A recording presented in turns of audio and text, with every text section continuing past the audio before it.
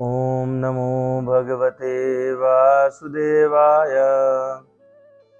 ॐ नमो भगवते वासुदेवाय। तो आप सबका स्वागत है आज भगवद गीता के अध्याय 7 के चर्चा के अनुक्रम में। और आप सबका बहुत बहुत आभार कि आप लोग अपना व्यस्त समय से थोड़ा समय इसमें देते हैं। तो हम लोग सबसे पहले मंगलाचरण करेंगे और उसके बाद उस क्रम को आगे बढ़ाएंगे। और उससे पूर्व मैं समस्त पूर्वाचार्यों के चरणों में कोटि कोटि प्रणाम करता हूँ। प्रातः स्मरणीय समस्त आचार्यों के चरणों में यह निवेदन करता हूँ कि जो भी कहूँ वो शास्त्र सम्मत हो, कुछ अन्यथा मेरे मुख से ना निकले। और यही प्रार्थना मैं आप सबके चरणों को प्रणाम करके साष्टांग प्रणाम करते हुए निवेदन कर रहा हूँ कि आप लोग मुझे ऐसा आशीर्वाद दें कि जो भी कहूँ वो शास्त्र सम्मत हो, कुछ अन्यथा अनर्गल ना निकले, शास्त्रों से अलग हटके ना हो। यदि किसी प्रकार की त्रुटि होती है तो मुझे अज्ञानी छोटा समझ के क्षमा करेंगे, ऐसी मेरी प्रार्थना है।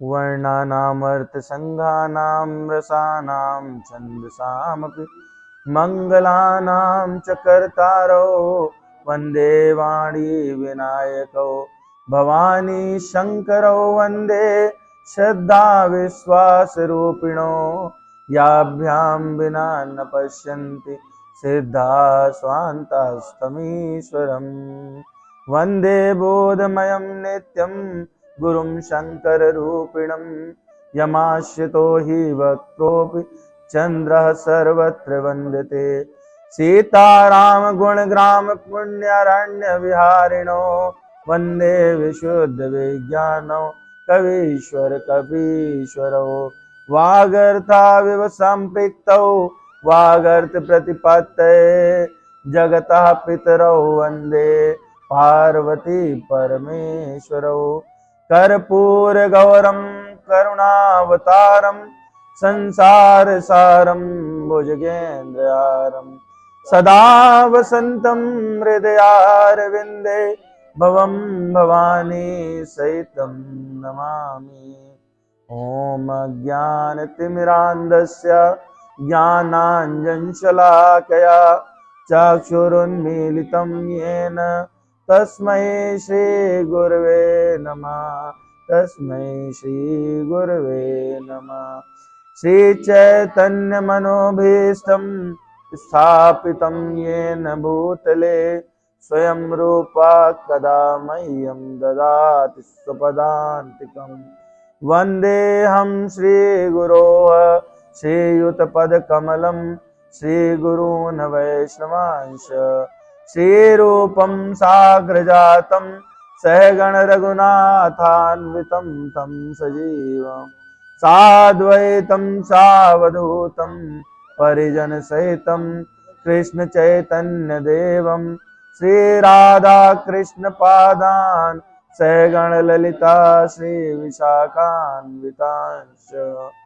हे कृष्ण करुणा सिंधु दीनबंधो जगतपते गोपेश गोपिका कांत राधा कांत नमोस्तुते। तप्त कांचन गौरांगी राधे वृंदावनेश्वरी वृषभानुसुते देवी प्रणमामि हरिप्रिये। वाञ्छाकल्पतरुभ्यश्च कृपा सिन्धुभ्येव च पतितानां पावनेभ्यो वैष्णवेभ्यो नमो नमः। श्री कृष्ण चैतन्य प्रभु नित्यानंद श्री अद्वैत गदाधर श्रीवासादि गौर भक्त वृंद। हरे कृष्ण कृष्ण कृष्ण हरे हरे हरे राम राम राम हरे हरे।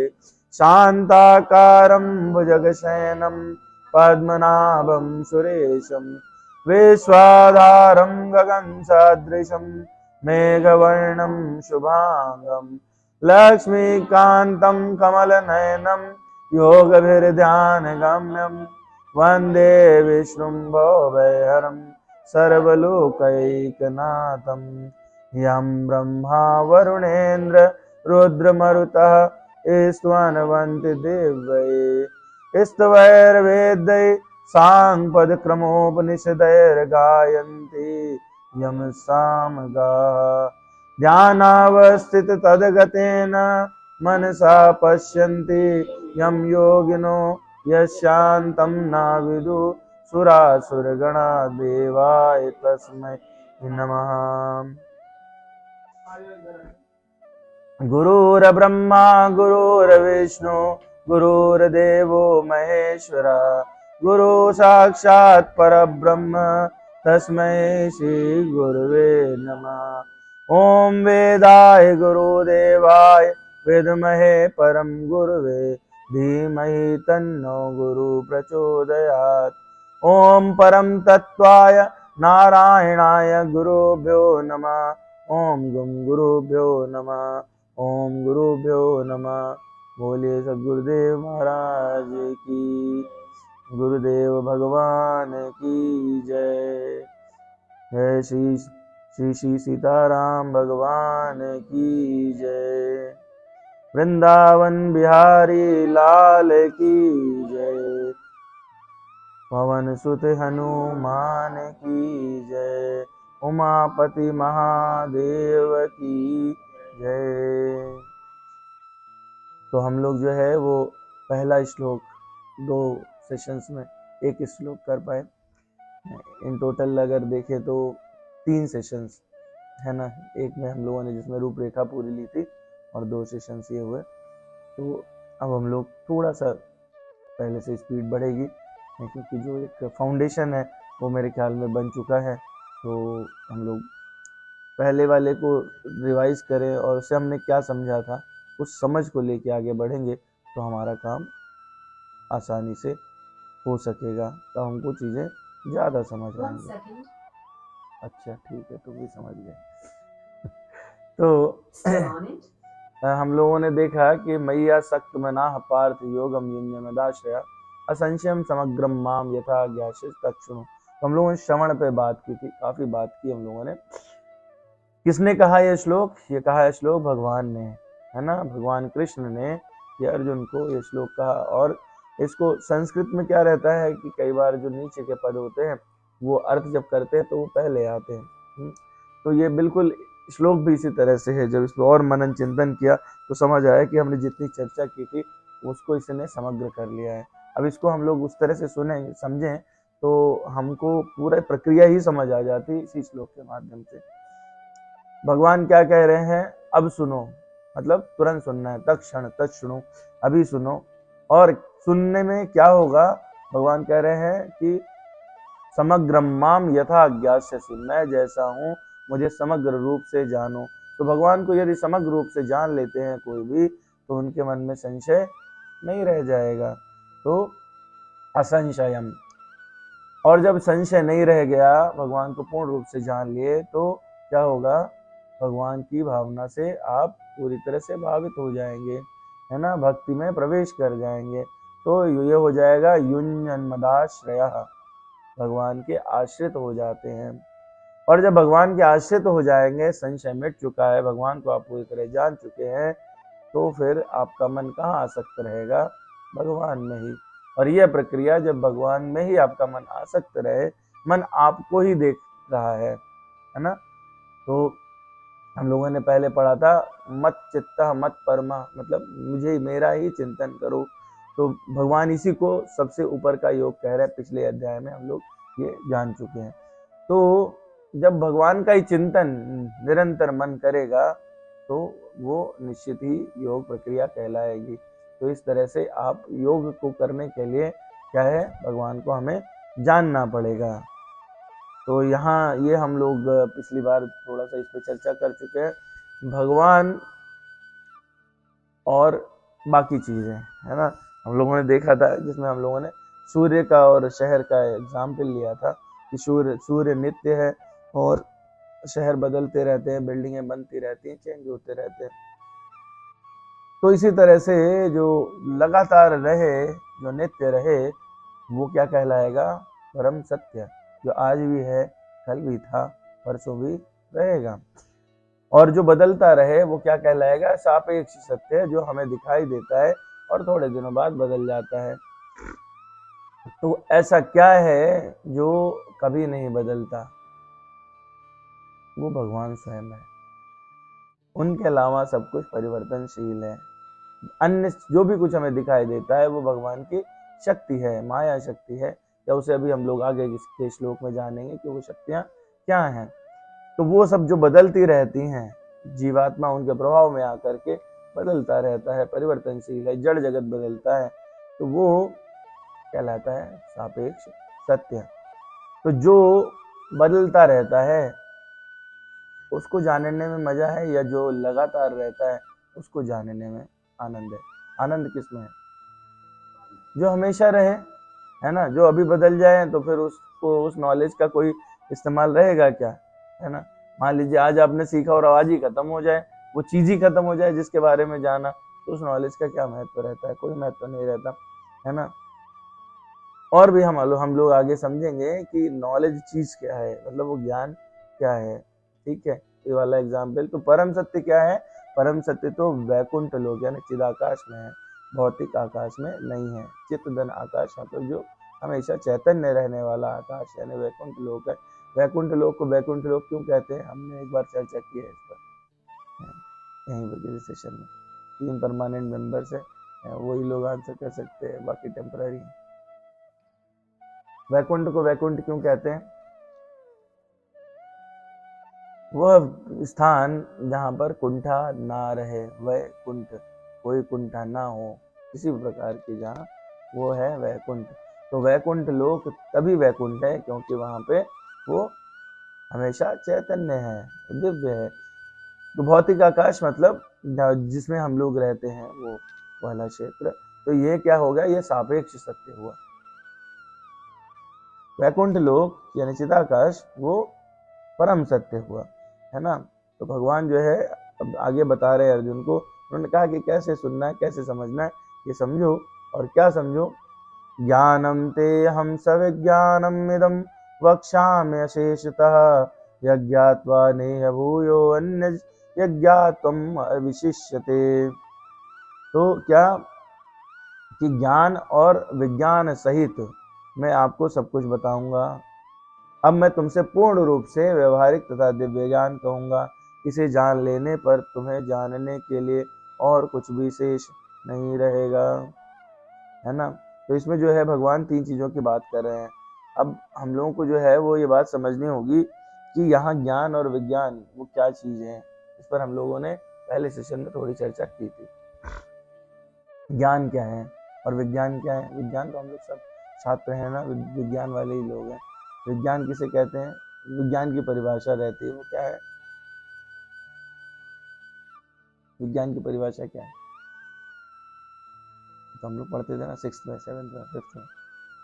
विज्ञान प्राप्त किया है उसका विश्लेषणात्मक अध्ययन, विशिष्ट ज्ञान को ही विज्ञान कहते हैं। तो जब हम किसी चीज का एक विशेष योग्यता, विशेष ज्ञान है, उसके बारे में सब कुछ जानने का प्रयास करते हैं, तो वो विज्ञान कहलाता है। तो मोटा मोटी देखें यहाँ पर तो क्या है कि पूर्ण ज्ञान क्या चीज है? जब भगवान, जगत और स्वयं तीनों को जान लेते हैं। ठीक है। और अध्यात्म में शास्त्रों के अनुसार भगवान के निर्गुण निराकार तत्व का जो प्रभाव है, महात्म्य है, रहस्य है, वही यथार्थ ज्ञान है। और उसमें जो सगुण निराकार और दिव्य साकार तत्व के लीला, रहस्य, गुण, महत्व ये सब रहते हैं, उनको विज्ञान कहते हैं। कहने का अर्थ हुआ कि जो हम जानते हैं, जो दिखता है प्रत्यक्ष और जो नहीं दिखता है, ये दोनों को ही जब जानते हैं तो वो विज्ञान कहलाता है। तो भगवान ये कह रहे हैं कि मैं तुम्हें भी बताऊंगा और वो तत्व भी बताऊंगा जिसके द्वारा सब कुछ संचालित होता है, जो नहीं दिखता है। ठीक है। तो अभी इन तत्वों की व्याख्या होगी यहाँ पर। तो अगर हम लोग देखें टोटल में तो क्या है? ईश्वर है, जीवात्मा है और प्रकृति है। इन्हीं तीन के संयोग से सब कुछ घटित होता है, इनके अलावा कुछ और नहीं है। तो भगवान यहाँ पर एक बात और कह रहे थे पीछे, क्या कह रहे थे? इसके जान लेने पर तुम्हें जानने के लिए और कुछ भी शेष नहीं बचेगा। तो ऐसा क्यों कह रहे भगवान? मतलब हमारे जो साथी हैं सब, है ना, जो साइंस वाले लोग हैं, तो ये कहेंगे कि भाई संसार में इतना कुछ जानने के लिए, बायोलॉजी है, केमिस्ट्री है, हिंदी साहित्य भरा पड़ा है, तो इसको क्यों न जाना जाए। भगवान के विषय में अर्जुन कह रहे हैं कि इसको जान, मैं जो तुम्हें बताऊंगा इसको जान लेने के बाद में तुम्हें कुछ जानने के लिए शेष नहीं रहेगा। तो भगवान ने क्या बताया, भगवत गीता। इसका मतलब हुआ कि भगवत गीता को अगर हम जान लेते हैं तो हमें कुछ जानने के लिए नहीं बचेगा, ठीक है। लेकिन भगवान भगवत गीता को कैसे जाने, तत्व सहित जाने, यानी विज्ञान सहित जाने, तो ये बात रहेगी, ठीक है। और भगवत गीता जो है वो स्वयं भगवान ही है, तो भगवान को तत्व सहित जाने तो हमको कुछ और जानने योग्य ये जानने के लिए नहीं बचेगा। ये तत्व क्या है, ये मतलब जो को जानना चाहिए वो है परम सत्य। अब मैं फिर से वापस उसी सवाल पे आ गया कि भाई ठीक है, भगवत गीता से कोई जीवन थोड़े नहीं चलेगा, चलेगा क्या, नहीं चलेगा, बल्कि पूरा सिरे ला दिया, बोले नहीं चलेगा है। भगवान को जान लेने से क्या जीवन चलेगा, कैसे। अरे तो सत्य है, पर क्या भगवान खाना देते हैं हमको। चलो हम लोग अभी इसी अध्याय में इस बात को समझेंगे, तब हम लोगों को ये बात और क्लियर होगी कि क्यों कह रहे हैं भगवान के मुझे पूर्णता समग्र रूप में जानना। आप क्या ना एक छोटा सा हिस्सा कोशिश करते समझने की, बाकी छूटता है, तो हमको इसलिए लगता है क्या इससे काम चाहिए। अक्सर प्रश्न होता है, आपस में भी तर्क रहता है, जो हम इन चर्चाओं में भाग नहीं लेते तब भी यही तर्क देते, बोले आज छूट जाएगा तो क्या होगा, या कि उससे कोई खाना मिलता है, हमें तनख्वाह मिलती है क्या, है हमारे घर बच्चे का काम चलता है, इत्यादि इत्यादि बहुत सारे तर्क रहते हैं। पूर्ण विद्या को जानने का मतलब हुआ कि भगवान को उनकी शक्तियों सहित जानना, उनके रहस्यों सहित जानना। तो जो हम हैं, जो ये जगत है, ये सब जो चल रहा है क्या है, भगवान की शक्ति ही तो है। इसका मतलब है कि जो हिंदी, संस्कृत, केमिस्ट्री, फिजिक्स की बात आप कर रहे हैं वो इसमें सारा समाहित है, ठीक है। तो समग्र जानने का अर्थ हुआ कि वो सब भी जान लेना है, ठीक है। उसका मतलब ये नहीं हुआ कि वो छोड़ देना है। अब होता क्या है कि जब हम भगवान के करीब पहुंच जाते हैं तो आगे ऐसे ज्ञान का प्राकट्य होने लगता है, बहुत सारी चीजें आपको स्वतः अपने आप। भाई कोई भी चीज, कोई आविष्कार हुआ तो वो पहली बार हुआ ना, जिसको आप सेरेंडिपिटी या फिर इंसिडेंटल, एक्सपेरिमेंटल यही शब्द दे देते हैं ना। तो कैसे हुआ, किसी के दिमाग में ऐसी बात आई ना कि ये, उसके अंदर ये बात कहीं ना कहीं प्रकट हुई, तभी उसने उस पर काम किया, और उसने काम किया तो सामने आ गया, ठीक है। तो ये मतलब हम जो अभी कह रहे हैं ना कि इसको जान लेने के बाद में कुछ शेष नहीं रहेगा, तो ऐसी सारी चीजें यदि आपके अंदर प्रकट होने लगे तो आप सब जान जाओगे या नहीं जान जाओगे। बुक्स तो उसके प्रकट होने के बाद लिखी गई, बुक्स पहले थोड़े न थी। जो आप संसारिक व्यवहारिक जगत की किताबें पढ़ते हैं वो क्या है, वो ऐसे ही है ना। तो मनुष्य को इतना बुद्धिमान होना चाहिए कि वो समस्त ज्ञान के उद्गम को जान सके। बुद्धिमत्ता क्या है, बुद्धिमत्ता यह है कि ज्ञान कहाँ से निकल रहा है ना। किसी का स्रोत समझ लें तो हमको फिर सारी चीजें मिलने लगेंगी, ठीक है। तो जो समस्त कारणों का कारण है, और समस्त योगों में ध्यान का एकमात्र, चाहे वो कोई भी योग हो, कर्म योग हो, भक्ति योग हो, ज्ञान योग हो, उसमें एकमात्र लक्ष्य क्या है, भगवान की साधना करना, उनका ध्यान करना, उन पर चित्त लगाना। तो जब उनका पता चल जाएगा तो सारी ये वस्तु स्वतः ज्ञात हो जाएंगी और कुछ भी जानने योग्य नहीं रहेगा। मुंडक उपनिषद में कहा गया, कस्मिन भगवो विज्ञाते सर्वम इदम विज्ञातम भवति। मतलब उसको जानने के बाद में हमको सब कुछ पता चल जाता है, कुछ और जानने के लिए शेष बचता नहीं है। इसीलिए भगवान कह रहे हैं यहाँ पर, क्या कह रहे हैं, यज्ञात्वा नैह भूयो अन्न अज्ञातुम अविशिष्यते। अविशिष्यते मतलब कि कुछ बचेगा नहीं।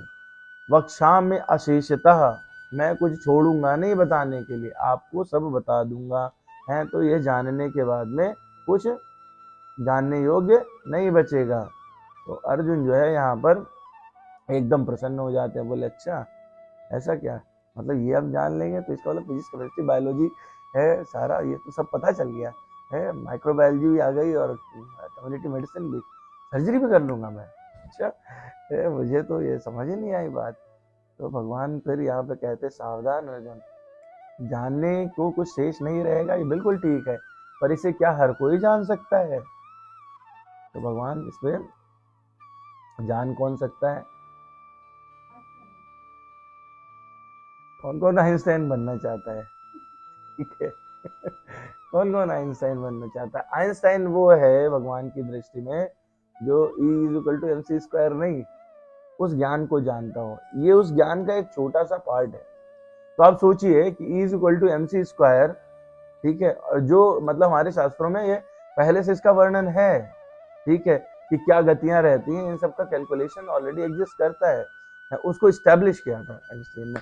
वैसे आइंस्टीन भी भगवत गीता में विश्वास करते थे, ठीक है, ऐसा मैंने लेख पढ़ा है। तो वो व्यक्ति जो है जो इसको जान ले, तो ये तो बहुत ही छोटा सा पार्ट है, इस छोटे से पार्ट को जानने वाले को हम सबसे बुद्धिमान समझते हैं।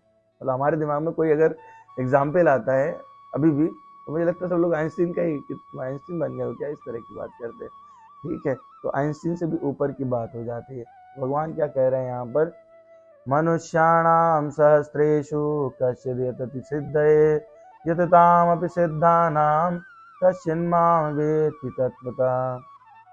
कई हजार मनुष्यों में से कोई एक सिद्ध के लिए प्रयत्नशील रहता है, और इस तरह की सिद्ध प्राप्त करने वालों में कोई विरला ही वास्तव में मुझे जान पाता है ना।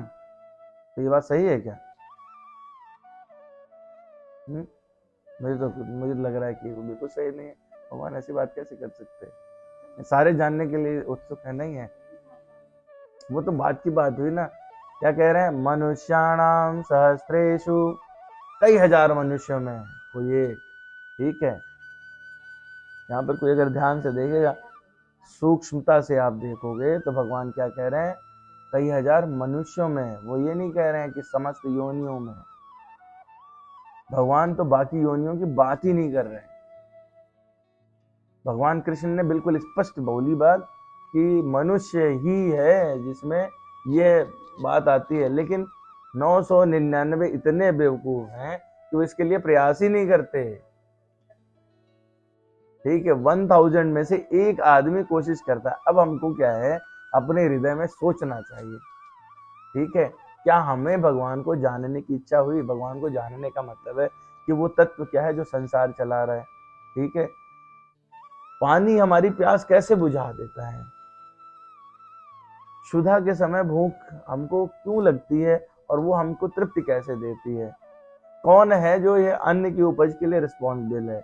वो कौन है जो उसी भूमि तत्व से गन्ना भी निकाल देता है, उसी भूमि तत्व से गेहूं भी निकाल देता है? सोच के देखो ना कि वही खेत है, सेम खेत, ठीक है। गन्ना बोलो, बाग बगीचा लगा लो, उसमें नागफनी उगा दो, सब निकलता है, ठीक है। उस पृथ्वी की उर्वरा शक्ति को प्रदान करने वाला कौन सा व्यक्तित्व है? हम कभी सोचते हैं क्या इस बारे में? कहीं से निकलते हैं तो देखते हैं इतना सुंदर पुष्प है, इतनी सुंदर गाय है, वो बढ़िया माला है, खूब रिमझिम अच्छी बारिश हो रही है, इतने सुंदर बादल हैं, मतलब सुंदरता से भरा हुआ संसार। नहीं, एक एक विचित्र जीव आप देखो ना, सर्प इतना जहरीला होने के बावजूद भी उसके सौंदर्य का, है ना, कोबरा नाग के ऊपर निशान इतना सुंदर लगता है, नहीं? तो मतलब, और ये कितनी भिन्नता है, इतने प्रकृति के सर्प है, इतने प्रकृति के पुष्प है, सबकी खुशबू अलग है, सबका फ्रेग्रेंस अलग है, सबका कलर अलग है। हर मनुष्य भगवान के अंश से होने के बावजूद भी अलग तरह से बिहेव करता है। कितनी विचित्रता है, और हम उसको कभी सोचते हैं क्या? मन में ऐसी थॉट आती है क्या? तो यदि नहीं आ रही तो हम भी वो 999 से एक हैं, ठीक है ना? मैं तो हूँ, ठीक है, मैं तो हूँ, आप लोग अच्छे लोग हैं। तो मनुष्याणाम सहस्रेषु कश्चिद् यतति सिद्धये यततामपि सिद्धानां कश्चिन्मां वेत्ति तत्त्वतः। तो 1000 मनुष्यों में से कोई एक, आप लोगों की तरह, ठीक है, कोई एक आता है सुनने के लिए, ठीक है। तो यहाँ प्रयास किया गया, प्रयत्नशील हुए, लेकिन ऐसा क्यों हो रहा है? हमारे मन में ये भी तो सवाल आना चाहिए। मान लीजिए आप थोड़े एडवांस हो गए, है ना। बाकी को आप देखो ठीक, भगवान के बारे में सोचता नहीं है, बेकार, है ना। ऐसा ऐसा होता है, सभी को लगता है ना, जब वो थोड़ा प्रगति करते हैं तो उन्हें लगता है। हाँ तो हाँ तो वही बात है ना, वो तो खैर देखिए क्या है ना कि वो तो उसकी स्टोरी अलग है। और वो भी 17वें श्लोक में, ये अध्याय बहुत अच्छा है, इसमें ना भगवान सबकी बात कर लेंगे, उनके बारे में भी बताएंगे कि वो मूर्ख लोग क्यों नहीं मानते, और हम महामूर्ख लोग जो है वो ये पता होने के बाद भी क्यों नहीं सोचते। वो मूर्ख हैं लेकिन हम महामूर्ख हैं, कि अगर हमें थोड़ा भी पता है फिर भी हम नहीं सोच रहे हैं। भाई सीधी बात है ना, आपको मालूम हो गया कि यहाँ आग लगी है, वहां नहीं जाना है, और एक को नहीं पता है, वो तो बिंदास चले, बोले आग वाग पता नहीं जो भी हो चलेगा, ठीक है। हमको पता है फिर भी हम जा रहे हैं, तो महामूर्ख कौन हुआ, हम ही हुए, नहीं हुए, ठीक है। तो भगवान यहाँ पे ये इसीलिए बोले, तो भगवान ने क्या मनुष्य शब्द का प्रयोग किया यहाँ पर। तो हम वो लोग जो 999 हैं वो क्यों नहीं जानते, वो इसलिए नहीं जानते। आहार निद्रा भय मैथुनम च सामान्य में तम पशुभिर्नराणाम धर्मो ही तेषाम अधिको विशेषा धर्मेण ही न पशुभिः समाना। उपनिषद से मनुष्य कैसे भिन्न है, ये चार चीजें, आहार निद्रा भय और मैथुन, ये चार ही हैं जो सब लोग करते हैं। वो इसलिए नहीं सोचता है क्योंकि वो इन्हीं चारों में ही फंसा हुआ है। अब आप कहोगे हमें तो काहे का डर है, हम तो यहाँ बढ़िया बिल्डिंग में रहते हैं। डर है सिक्योरिटी का, सोचते हो कल क्या हो जाएगा, हमारे बच्चे सेटल होंगे कि नहीं होंगे, ये सामान हमारे पास नहीं होगा, सामाजिक प्रतिष्ठा कैसी रहेगी। आज ये वाला कपड़ा नहीं पहन के जाएंगे तो सामने वाले देखेंगे, बोले अच्छा ये 4 बार यही पहन लिया, भय देखो कितना विचित्र तरीके का है, ठीक है। तो आपको क्या है, और खाना भी, सुबह खाना, दोपहर में खाना, शाम का कितना खाना यार, पार्टी में जाके खाना, उसके बाद पता नहीं क्या क्या खाना, भक्ष्य अभक्ष्य, मुर्गा खाना, भैंसा खाना, एटसेट्रा एटसेट्रा, सब खाना खाना है। तो आप किस में व्यस्त हैं, आहार।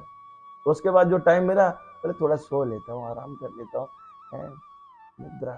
भय बता ही दिया, कितने विभिन्न प्रकार का भय, बोले हमारे बाल ना झड़ जाए, बोले सफेद दिखाई दे रहा, थोड़ी कालिक लगा, मतलब एन टाइप ऑफ फियर है। और उसके अलावा जिसमें उसको लगता है मनुष्य को कि सबसे ज्यादा आनंद मिलता है, वो है मैथुन, सेक्स, ठीक है। ये सबके एक्सपीरियंस है, ये चार ही चीजें करता है, पांचवी चीज कोई कर रहा है तो बता दीजिए। इन्हीं चार में वो फंसा हुआ है। तो ये क्या कह रहे हैं, वो पशुओं के समान है, क्योंकि ये चारों कार्य वो भी करते हैं। कौन सा पशु ऐसा है जिसको खाना नहीं मिलता, आप बताओ। मुझे तो कभी कभी लगता है कि कुछ पशु तो ज्यादा लकी हैं, सारे में इसमें कुछ पशु अगर देखें तो ज्यादा लकी हैं। उन्हें जो है वो हमारे बिस्तर से अच्छा बिस्तर मिलता है, एसी में सोते हैं वो, उनके लिए एक अलग से इंसान भी अपॉइंट हो जाता है, उनके लिए विशेष खाने की व्यवस्था की जाती है, ठीक है। तो मुझे लगता है मनुष्य बनने से अच्छा तो पशु बन जाना होगा फिर, अगर यही चार क्वालिटी आपने रखनी है। तो भैया किसी कुत्ता ही बन जाओ। मनुष्य बनने का क्या मतलब हुआ, तो मनुष्य जो है, अगर ये चार ही चीज हैं और इसके अलावा धर्म नहीं है, आप में धर्म के प्रति रुझान नहीं है, तो आप पशु ही हैं। कुछ अंतर नहीं है, बस 2 पैर पे चलते हैं, वो 4 पैर पे चलते हैं, ठीक है। कुछ मेढक की तरह कूद के टर टर करते हैं, और हम लोग जो है वो कहीं जाके टरटरा देते हैं। कोई अंतर नहीं है। अगर धर्म जुड़ जाता है, और धर्म कैसे जुड़ेगा, भिन्नता क्या है, विवेक और बुद्धि का विशेष उपहार, जिज्ञासा, जानने की इच्छा। क्या जानना है कि ये जो संसार है, जो हम हैं, हम कौन है, संसार क्या है, किसने बनाया, इसके पीछे का रहस्य क्या है, यही तो जानना है। और अगर आप सही सही देखो तो जो आप अन्वेषण कर रहे हो वो कर ही यही रहे हो। लोग इतने, उनमें मैं भी शामिल हूँ, मैं अपनी बात करूँ वैसे, हैं इतने मूर्ख हैं, बोले कि हम तो ये जान लेते हैं कैसे पृथ्वी घूमती है और कैसे। अरे भैया, तो मतलब ये अगर देखें, ये जो जिज्ञासा है तो कौन घुमा रहा है, उसके पीछे का तत्व भी तो वही हुआ। तो मतलब हम तो उसी डायरेक्शन में। बहुत सारे लोग आपसे कहेंगे कि हम इस बात को नहीं मानते कि ईश्वर जैसा कोई तत्व है, हैं और हम उनके अन्वेषण बिल्कुल नहीं करते, हम जानने की इच्छा नहीं करते, तो वो आप उस ज्ञान का पार्शियल हिस्सा तो जानने की कोशिश कर ही रहे हो, तो आप नास्तिक हो ही नहीं। जो तुम्हारा अहंकार है कि तुम उसको अपने आप को मान नहीं रहे हो, ठीक है, हाँ, अगर थोड़ा भी प्रयास करे तो कर तो वही रहे हो, लेकिन अगर उसको आप समझ के करोगे, उस दिशा में बढ़ोगे तो और बेहतर रहेगा, आपको पता रहेगा कि अल्टीमेट मंजिल क्या है। नहीं, तो यही भिन्नता है, विवेक और बुद्धि का विशेष उपहार जो मिला है वही जो है वो हमारे लिए विशेष है। तो भगवान यहाँ पर इसीलिए बता रहे हैं। तो भागवत में, भागवत पुराण में ऋषभ देव अपने पुत्रों से कहते हैं, उन्हें शिक्षा दे रहे हैं और उनको यही कहते हैं क्या, नायम देहो देह भाजाम न लोके कष्टान कामान हरते बिंग भुजाम ये तपो दिव्यम पुत्र कायेन सत्वम शुद्धेशमाद ब्रह्म सौख्यम अनंतम।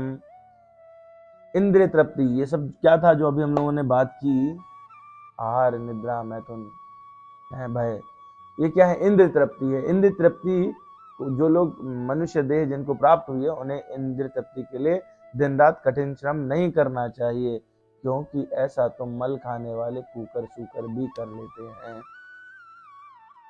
तो जो व्यक्ति सिर्फ इंद्रिय तृप्ति के लिए लगा हुआ है, इसके अलावा कुछ और नहीं करता, तो उसकी स्थिति ऋषभ देव के हिसाब से सुअर और कुत्ते से बेहतर नहीं है।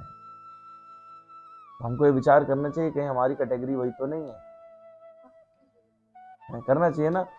तो मनुष्य को चाहिए कि भक्ति का दिव्य पद प्राप्त करने के लिए वह अपने को तपस्या में लगाए, ऐसा करने से उसका हृदय शुद्ध हो जाता है और जब वह इस पद को प्राप्त कर लेता है तो वह शाश्वत जीवन का आनंद मिलता है, जो भौतिक आनंद से परे है और अनवरत चलने वाला है।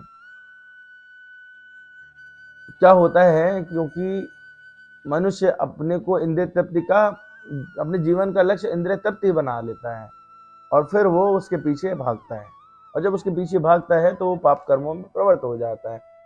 वो ये नहीं समझ पाता कि पहले के जो पाप कर्म थे उन्होंने ही तो फंसाया है इधर, और हम और बढ़ा रहे हैं, और हम बढ़ा रहे हैं तो अगली बार तो क्या ही होने वाला है, फिर तो किसी के नाली के कीड़े ही बनने वाले हैं, या कुछ और उससे बुरा होता हो, कीड़े के भी आंत के कीड़े बन सकते हैं, वहां तक की स्थिति भी हो सकती है ना। तो हम क्या बनने वाले हैं ये हमको समझना चाहिए, ठीक है। भागवत पुराण में बिल्कुल ठीक ऐसा ही श्लोक है, श्लोक नहीं पढ़ रहा हूँ, मैं छोड़ दे रहा हूँ इस चीज को। जो मनुष्य है, मनुष्य शब्द का भगवान ने क्यों प्रयोग किया, अब सवाल ये आता है। हम ये समझ गए कि भैया जो 999 है उनकी स्टोरी थोड़ी सी आ गई समझ में ना कि क्या है, तो 999 को जो भी मिले बोले अच्छा तुम 999 में हो तो तुम भी यही हो, ठीक है। पर अपने को वो एक समझ ले रहे हैं तो हमको फिर उस मार्ग पे आगे बढ़ना पड़ेगा। मनुष्य इसलिए क्योंकि हम लोगों ने सब ने सुना है कि मनुष्य योनि बहुत ही दुर्लभ योनि है, और वो मिलती कैसे, कैसे मिलती है मनुष्य योनि, कैसे मिलती है? ओके, और किसी कुछ कॉन्सेप्ट है बताइए। ओके, चलो, मतलब पिछले वाले अध्याय से आपने कन्वर्ट कर लिया, स्वर्ग जाने से अब सब लोग रुकने लगे, पहले सब लोग स्वर्ग जाते थे, अब मनुष्य योनि। चलो मैं अभी स्वर्ग और मनुष्य योनि की जो कहानी है वो बता देता हूँ, ठीक है। गोस्वामी जी क्या कहते हैं, बड़े ध्यान से सुनिएगा, है ना। बड़े भाग्य मानुष तन पावा, सुर दुर्लभ सद ग्रंथन गावा। बड़े भाग्य से मनुष्य का शरीर मिलता है, ये देवताओं को भी दुर्लभ नहीं है, दुर्लभ है। क्यों दुर्लभ है? साधन धाम मोक्ष कर द्वारा, पाए न जहि पर लोक समारा। ये साधन है जिसके द्वारा आप मोक्ष प्राप्त कर सकते हैं, कोई धाम प्राप्त कर सकते हैं, भगवान के धाम जा सकते हैं, और इसके अलावा किसी और तरीके से अपना दूसरा लोक वो आप नहीं संवार सकते। जो परत्र दुख पावे, सिर धुनि धुनि पछताए, कालहि कर्महि ईश्वरहि मिथ्या दोष लगाए। जिसको भी दुख मिलता है और इस चीज को समझता नहीं, तो वो क्या करता है, अपना सिर पीटता रहता है, पूरे जीवन में चलता रहता है। वो कहता है भगवान ही विमुख हो गए हैं, हमारी तरफ तो देखते ही नहीं, राम कहाँ चले गए, इस संसार में इतना पाप है, उतर के क्यों नहीं आते, और मुझे तो ये मिला ही नहीं, और ऐसे पता नहीं कैसे 50 बातें, ठीक है। ठीक।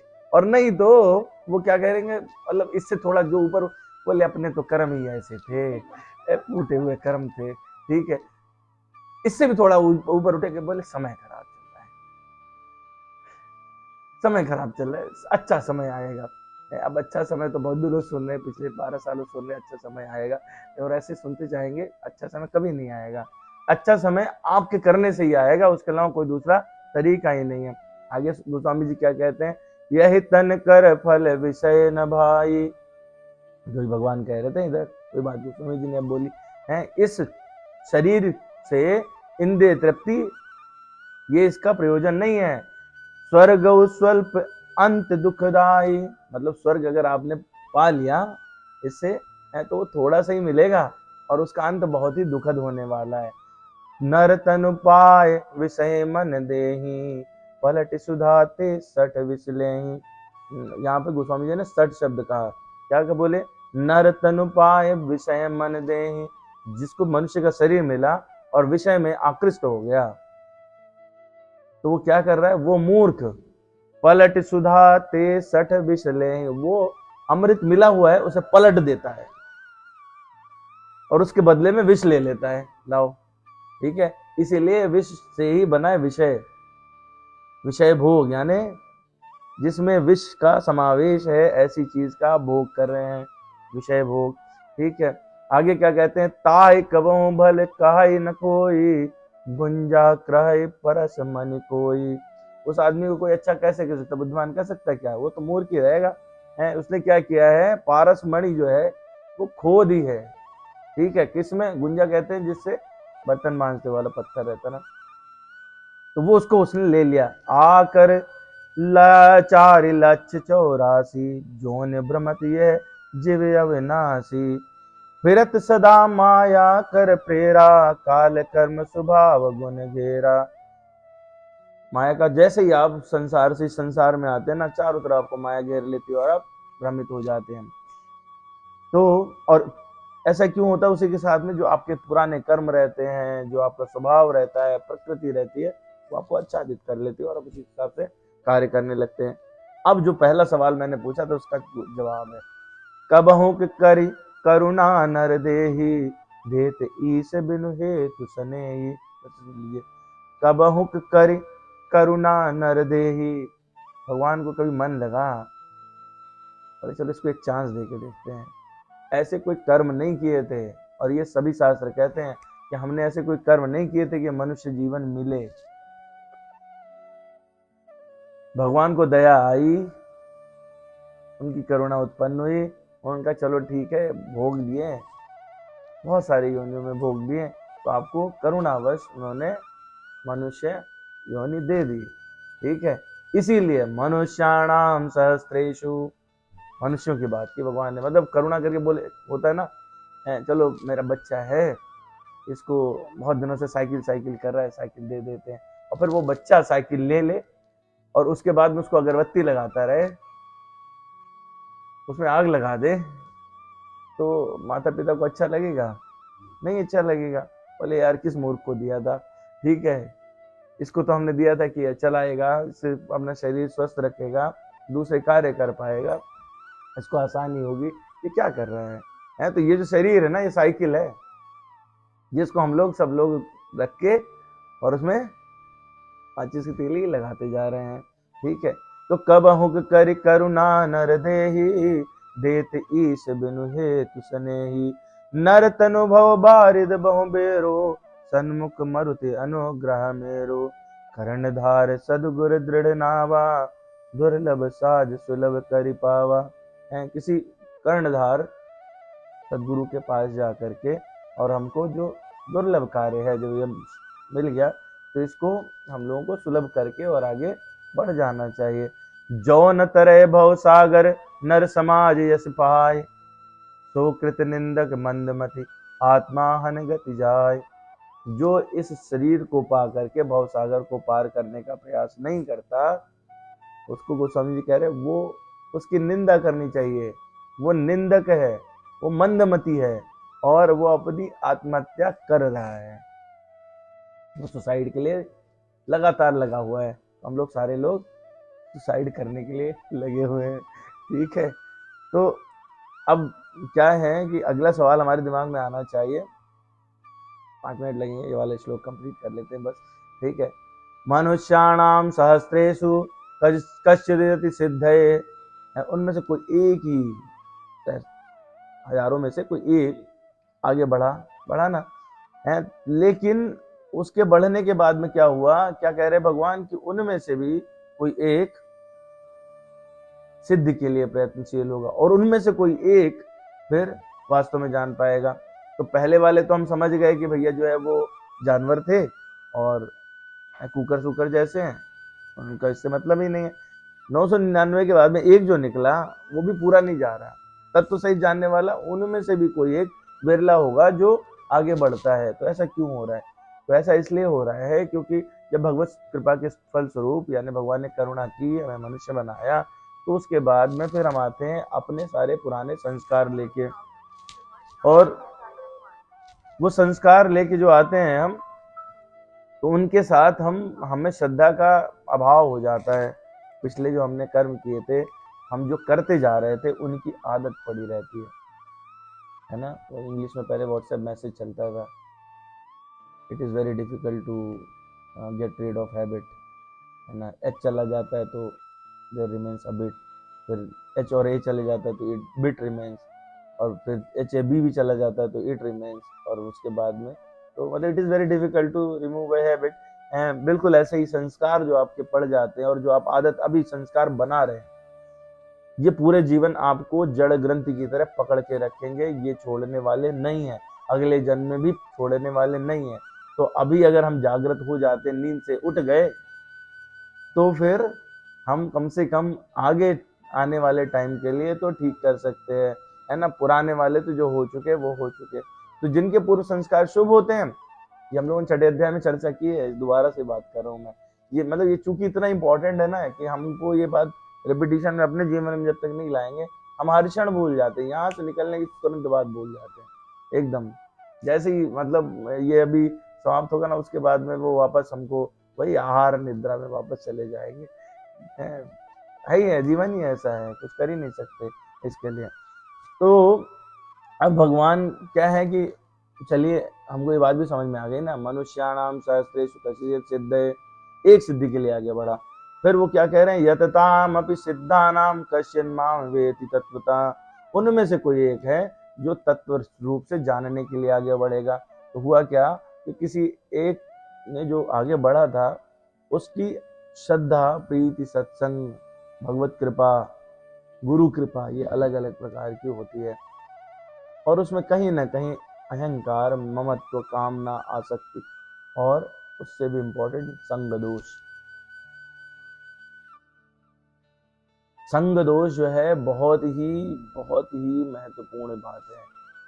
आपने किसकी संगति कर रखी है, 100% उसका प्रभाव पड़ता ही है, जरूर पड़ता है ना। मतलब लोग एग्जाम्पल देंगे कि चंदन में भुजंग लिपटे रहते हैं और उनको चंदन विष व्यापक नहीं, लपटे रहा भुजंग। लेकिन चंदन की जो कटाई है ना, वो कई बार भुजंग के कारण हो जाती है। अपने घर में आप कभी चंदन रखोगे क्या? अगर आपको पता रहे कि सांप इसमें लिपट के और आपके घर में रहने लगेगा, काटोगे, छोड़ोगे? तो बेचारे उस चंदन की, जिसको आप घिस के माथे पे लगाते हैं, उसकी भी उस सर्व के कारण कटाई हो जाती है। ठीक है, तो संग का बहुत ज्यादा प्रभाव पड़ता है। जो भी आपके संग में रहेगा वो आपको प्रभावित करेगा, आप उसको प्रभावित करेंगे। ठीक है, दूसरी भाषा में लोग कहते हैं म्यूचुअल एक्सचेंज है, विचारों का अदलाव बदलाव है, या फिर एनर्जी एक्सचेंज हो रही है, जिस तरह से आप उसको समझना चाहें। ये तो हम मानते हैं ना, एनर्जी ट्रांसफर होती है। ठीक है, तो आप में जैसी रहेगी, लोग कहते हैं ना पॉजिटिव एनर्जी, नेगेटिव एनर्जी, आप उसको जैसे भी लेना चाहो, आपको संग दोष से बचना चाहिए। ठीक है, तो इनके कारण जो चले थे इस रास्ते पे, यदि आपने मान लिया है कि आप 999 नहीं है और वो एक है, तो आप आगे बढ़े, तो उसमें आप में अहंकार, ममत्व, संग दोष, ये सब कुछ आता है। श्रद्धा अपनी कितनी है, है ना। आपने किसी को आगे सत्संग के लिए रखा है या नहीं रखा है, ठीक है, तो उस पर निर्भर करता है। इसीलिए वो लोग थोड़ा तो आगे बढ़ते हैं, लेकिन वो उस हालत तक नहीं पहुंचते। कश्चिन माम वेति तत्वता नहीं होता। तो बहुत ही दुर्लभ व्यक्ति वास्तविकता में इस ज्ञान को समझ पाता है। और वो ज्ञान क्या है, तो भगवान तत्वों के विषय में बता रहे हैं कि पृथ्वी जल अग्नि वायु आकाश, ये कुछ तत्व हैं, है ना। तो इनको जानना न जानना वो किस पर निर्भर करता है। तो हम लोगों ने ये वाली स्लाइड्स पहले भी देखी हैं कि पाप कर्म, पुण्य कर्म, कर्तव्य और भक्तिमय कर्म, ठीक है। कर्म में अज्ञानता है तो पाप कर्म पुण्य कर्म करता है, कर्तव्य में लगा तो शुद्धिकरण हो जाता है, और भक्तिमय कर्म करता है तो वो आनंद लेता है। तो जो भगवान का पूरा वो है, वो यहाँ से समझ में आता है। जो भक्तिमय मार्ग में रहता है उस वही कश्चिन माम वेति तत्वतः होता है, बाकी सारे पीछे छूट जाते हैं। पाप कर्म पुण्य कर्म वाले जो अब हम बात कर रहे थे ना, सहस्त्राणाम सहस्त्र मनुष्याणाम सहस्त्रेषु, तो मनुष्याणाम सहस्त्रेषु में ये पहले वाले थे। कर्म में अज्ञान था, जो नीच सुख में लगे हुए हैं, उन्होंने बोला आज ठूस ठूस के खा लेते हैं, या आज ये काम कर लेते हैं, आज दुराचार कर लेते हैं, जो भी है ना। तो वो इस वाले में जो थोड़ा आगे बढ़े वो कर्तव्य वाले हैं, वो कर्म में त्याग शुद्धिकरण के मार्ग पे आगे बढ़े। लेकिन जो कश्चिन माम वेति तत्वता है वो लास्ट वाला है। तो ये हमको सोचना पड़ेगा कि हम कौन से प्रकार के जानवर मनुष्य बनना चाहते हैं, ठीक है। तो हम लोग जो है वो इसको मेरे ख्याल में आज यहीं विराम देते हैं। इस पर थोड़ी सी चर्चा है कि हम लोग इसको कैसे प्राप्त कर सकते हैं, इसको कैसे जान सकते हैं। इस चर्चा के साथ हम लोग आगे बढ़ेंगे, ठीक है। तो आज यहीं पर विराम दें। मेरे पास में 2 प्रश्न आए थे, तो मैं वो 2 प्रश्नों के उत्तर देना चाहता हूँ। एक प्रश्न था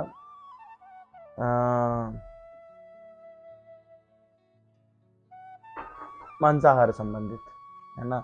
और एक प्रश्न था जिसमें था कि महाभारत के समय में बहुत सारी कुरीतियां थीं, तो वो प्रश्न ना थोड़ा सा मुझे मतलब चाहिए कि और उसका स्पष्टीकरण मिले। कुरीतियां तो कुछ किसी भी युग में थी, है ना। भगवान को अवतार लेकर के और उस चीज को प्रकाशित इसीलिए करना ही पड़ा।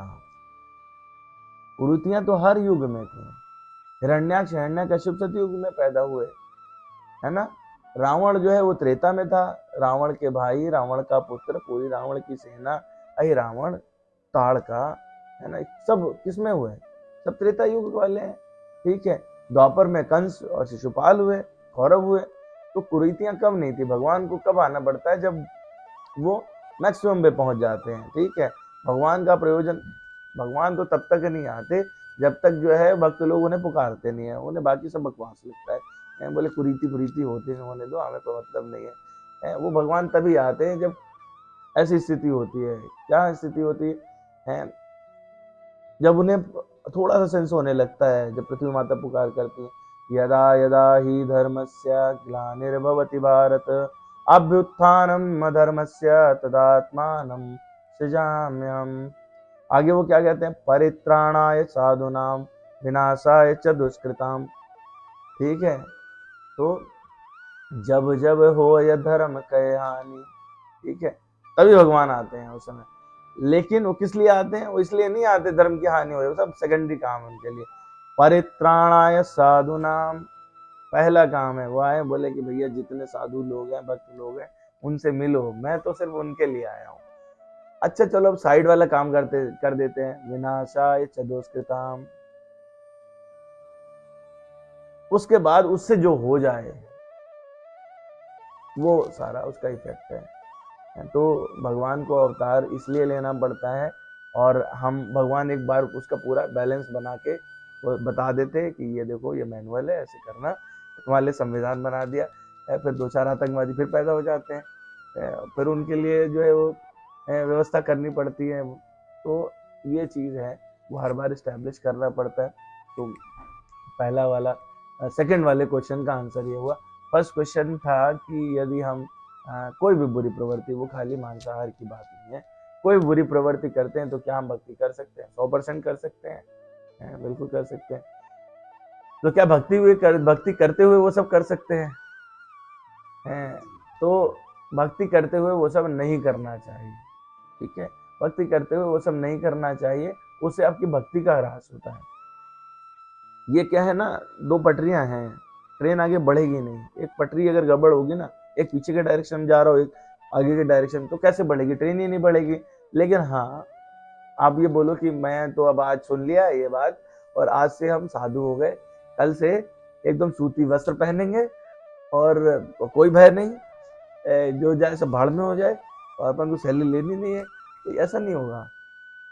आप ना निरंतर जैसे जैसे भक्ति मार्ग में आगे बढ़ेंगे, भगवत नाम में आगे बढ़ेंगे, वैसे वैसे हृदय परिवर्तन होता जाता है, वैसे वैसे वो चीजें हमको स्वतः ही छूटती है। मैंने मतलब इस पर जो पिछले टाइम में चर्चा की थी, उसमें आपको वो श्लोक भी उद्धृत किया था और इस पर चर्चा हुई थी, आदौ सदा श्रद्धा ततो भक्ति, ये वाला था ना।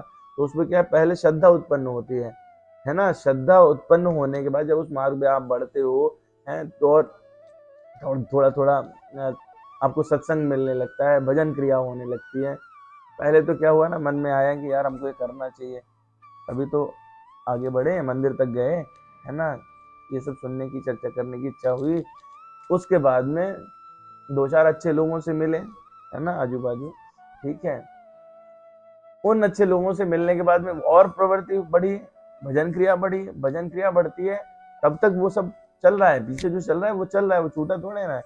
फिर अनर्थ निवृत्ति होना शुरू हो जाती है, वो अपने से ही अच्छा नहीं लगेगा, वो अपने से ही सब गड़बड़ होना शुरू हो जाएगा, बोले अरे ये तो बेकार है, इसको कोई मतलब नहीं है, ठीक है। और जब एक बार अनर्थ निवृत्ति हो जाएगी तो निष्ठा प्रगाढ़ हो जाती है, बोले अब तो यही करना है, यही सही चीज है ना। और बस निष्ठा एक बार प्रगाढ़ हो गई तो फिर उसके बाद की सारी स्टेप्स अपने आप चढ़ते चले जाते हैं।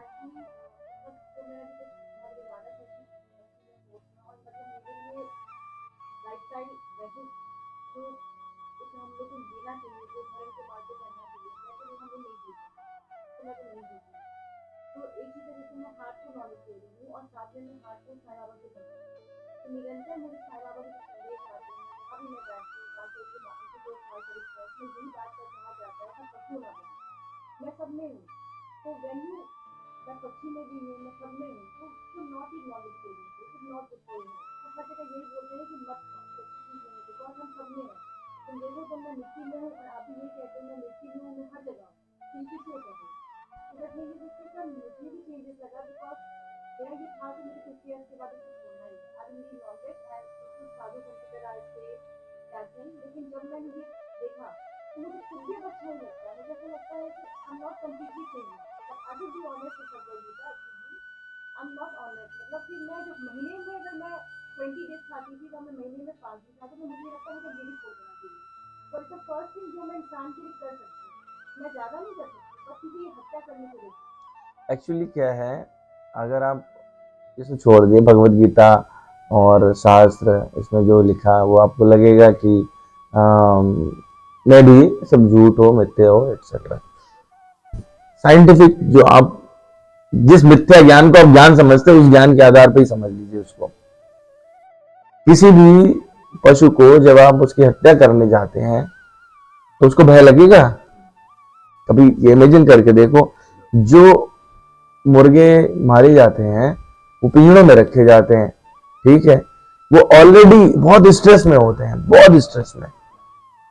उस समय उनके अंदर की अगर भावना होगी कोई भी, तो वो आपको आशीर्वाद दे रहे होंगे या फिर नंबर वन, ठीक है। हमें लेना देना ही नहीं, वो सोचते नहीं, हम तो ये मानते हैं कि वो सोचते ही नहीं है, ठीक है। जो लोग खाते हैं ना वो ऐसी विचारधारा रखते हैं, वो उसको एक एक तर्क को मैं लेके आपको आगे बात कर रहा हूँ, ठीक है। तो उसमें जब आप अपने बारे में सोचो, जब आपको डर लगता है, डर तो उन्हें लगता है ना, चिचियाते रहते, ये तो मतलब मानोगे, वो सोचते नहीं बेचारे, सोचने की शक्ति नहीं है, पर डर लगता है। डर के समय आप में कुछ हार्मोन बनते हैं, कहते हैं कोलामिन, डोपामिन, सेरोटोनिन, इनका कुछ कॉम्बिनेशन बनता है ना, उनके अंदर ही बनता है, ठीक है। तो उनके अंदर जो बना ये हार्मोन्स का कॉम्बिनेशन है। अब ये बात भी मानते हो आप कि जब ज्यादा गरिष्ठ खा ले तो पेट खराब हो जाता है, ठीक है। कुछ चीजें ऐसी हैं जिनको आप खाते हो तो बुद्धि कम काम करती है, होता है ना, या पीते हो तो बुद्धि कम काम करती है, चरस, गांजा, निकोटीन, मदिरा, होता है, ये तो हम सब मानते हैं, केमिकल्स ही है ना। इसी प्रकार के कुछ केमिकल्स जो उसके अंदर सिक्रीट हुए, और जब उनको आपने ईटिंग प्रोसेस में लिया तो आपके अंदर जाएंगे ना, तो वो एक आहार जो उस प्रकार का है वो आपको प्रभावित करेगा या नहीं करेगा, दूरगामी रूप में 100% करेगा, आपकी विचारधारा बदल देगा। और आप ये मान के देखो, आप जब ये कंपैरिजन करोगे तो आपको मिलेगा कि जो लोग मांसाहार करते हैं, जो जीव इस प्रकार का भक्षण करते हैं, या फिर जो शाकाहारी जीव हैं या शाकाहार करने वाले मनुष्य हैं, उनके प्रवृत्ति में आपको जमीन आसमान का फर्क मिलेगा। ठीक है, आप टाइगर ले लीजिए, वल्चर ले लीजिए, आप भेड़िया ले लीजिए, सियार ले लीजिए, ठीक है, गुस्सैल होते हैं, ठीक है, वो अपने स्वयं के परिवार की भी रक्षा नहीं करते ढंग से। लेकिन जो शाकाहारी जीव रहते हैं वो आप हाथी से स्टार्ट कर लीजिए और हिरण तक चले जाइए, ठीक है। और कुछ तो इतने अटर शाकाहारी मिलेंगे। गौ माता क्यों कहते हैं? इसलिए कहते हैं कि वो दोहन करती है, साथ में आपकी मुसीबतें भी हर लेती हैं, ठीक है। हम तो प्रैक्टिकल एग्जाम्पल है हमारे घर में, ठीक है, हम तो मतलब इस बात को अपने साक्षात आंखों से देखा है। हमारी मुसीबतें जो है हमारी गौ माता ने सामने से ले ली हैं, और वो हमारे घर में मुसीबत आए तो रोती रही हैं, भोजन छोड़ देती हैं, इतना सेंसिटिव है। मतलब आप इंसान अगर हो तो आपको ये सब दिखेगा ही। कुत्ते पालते हो तो जब आप सामने देखते हो ना, कुत्ता पूंछ हिलाता होता है, आपको देख, अपने मालिक को देख के प्रसन्न हो जाता है, ठीक है। वो समझता है कि मालिक दुखी है, वो समझता है कि मालिक क्रोधित है।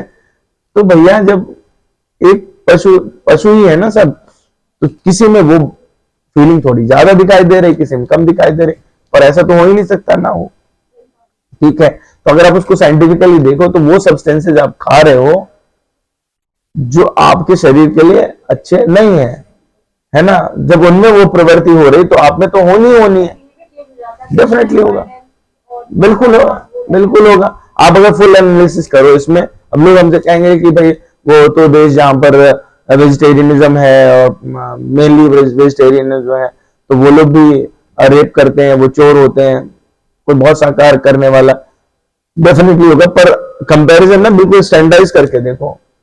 कम्युनिटी मेडिसिन वाले हो ना, स्टैंडर्डाइजेशन जानते हो, एक चोर जो शाकाहारी हो और एक चोर जो मांसाहारी हो, दोनों में फर्क मिल जाएगा, ठीक है। मतलब ये बिल्कुल एकदम, दो बच्चे पैदा करो, एक को जो है मांस भक्षण करो और दूसरे को शुद्ध शाकाहार पे रखो, सात्विक जीवन में रखो, आपको उनके जीवन में मूल चूल परिवर्तन मिलेगा, और आप जो है वो शाकाहार वाले को स्वयं पसंद करने लगे, भले ही मांसाहार करते हो।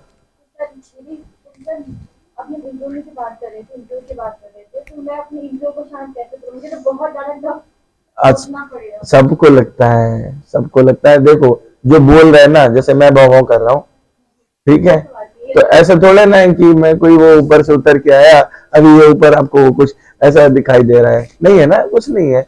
मैं आपकी तरह हूँ, मैं बिल्कुल आपसे भी गैस बीता हूँ, आपसे भी निकृष्ट हूँ, सच मानो मेरी बात, ठीक है।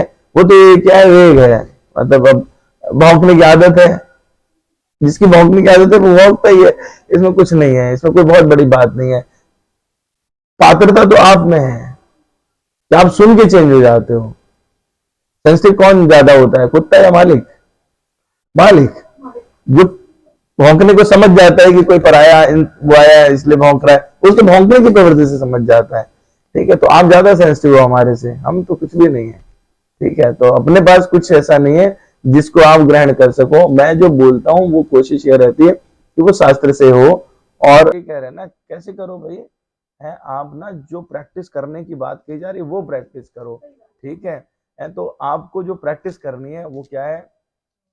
श्री राम जय राम जय जय राम, श्री राम जय राम जय जय, हम श्री राम जय राम जय जय राम, श्री राम जय राम जय जय राम, श्री राम जय राम जय जय राम, श्री राम जय राम जय जय राम, श्री राम जय राम जय राम, श्री राम जय जय राम।